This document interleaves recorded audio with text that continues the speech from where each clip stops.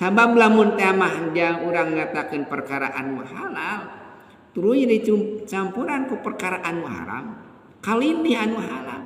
Hati-hati. Lamun teh mah urang kapungkur mah asa cekap ladang nambangan teh. Asa cekap ladang ngarambe teh, ladang nandung, ladang macul teh, kapungkur asa barkah. Kapungkur mah saeutik mahi loba nyesat, hirup rumah tangga sakinah mawadah warahmah. Nah ari ayeuna da sarua jadi tani, da sami keneh sok nambangan saroge ibu teh. Nah ayeuna mah teu aya harmonisna, boa-boa aya nu ngaganggu di dinya, dina tuangan urang, dina harta urang. Oh ternyata naon? Kacampuran perkara anu suhat, kacampuran ku perkara anu haram bahkan. Saroge ibu angkat ka sawah, langsung dipasihan buruh sabaraha eta teh 70.000, eta nepi 50.000, eta pangagengna 100.000. Ngab sabedug teh di jalan penak sareng hiji jalmi masihan artos. Mang butuh duit, peryogi atuh. Ye abdi gaduh artos 500.000. Tapi kadenya engke dina waktu pencoblosan. Gitu nya. Waktu pencoblosan, yeuh pilih si anu. Eta duit teuing duit naon? Teuing duit halal, teuing duit haram. Nu jelas naon? Teuing nyogok, teuing kumaha bikeun we ka urang.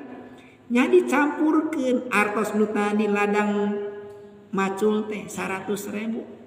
Dicampur jeung pamasian 500.000 jadi 600.000, dicampurkeun we dianggot angge masian tuang kanu janten bojona, masian tuang kanu janten putrana, anu kapungkur mah sakinah mawadah jeung warahmah, anu kapungkur mah murang kalti soleh jeung solehah. Nah ayeuna mah ladang kieu jadi kieu barokah pan tadi kacampuran. Idza jitama al halal wal haram golabal halal. Di mana-mana kacampuran anu halal jeung nu haram, kalindi eta teh nu halal teh jadi we haram. Geuneun. Tuang sareng gepuk, sareng daging, sareng kerupuk. Nah, anggo sayur we sokna pan raos eta teh. Teu aya cenah ieu teu aya sambalna, kulang kuring eueuh sambal da teu nikmat cenah teu lada mah milari efek teh anu aglunduk ieu cenah sambal. Lebetkeun we kana naon kana sangu pas ditingali lain sambal tapi ti kotok. Janten tuang moal. Padahal ngasa ageung kieu. Naon bari da geuleuh atuh.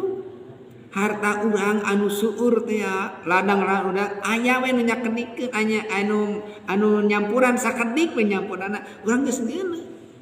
Mawi upami teh mah hoyong barokah.